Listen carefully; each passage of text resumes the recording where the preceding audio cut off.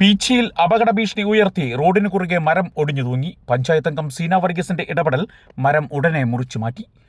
പീച്ചി പ്രധാന കവാടത്തിൽ നിന്നും അടിവാരത്തിലേക്ക് പോകുന്ന റോഡിന് കുറുകെ മരത്തിന്റെ ശിഖരം ഒടിഞ്ഞ മറ്റൊരു മരത്തിന്റെ ചില്ലയിൽ ഒടിഞ്ഞു തൂങ്ങി.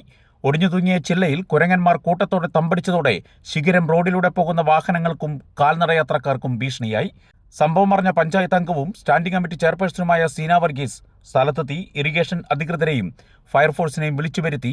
തുടർന്ന് നാട്ടുകാരുടെയും സഹായത്തോടെ രാത്രിയോടെ മരം മുറിച്ചു മാറ്റി.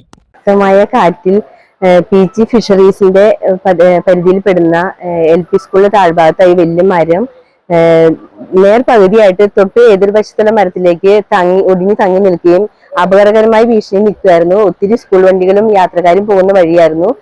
പെട്ടെന്ന് തന്നെ നമ്മൾ ഫയർഫോഴ്സിനെ വിളിച്ചു. ഇറിഗേഷൻ ഡിപ്പാർട്ട്മെന്റിനെ അറിയിച്ചതിന്റെ ഭാഗമായിട്ട് അവരും വന്ന് നല്ലവരായ നാട്ടുകാരുടെ സഹകരണത്തോടു കൂടി നമുക്ക് ആ മരം മുറിച്ചു മാറ്റാനും അപകടാവസ്ഥ ഒഴിവാക്കാനും സാധിച്ചു.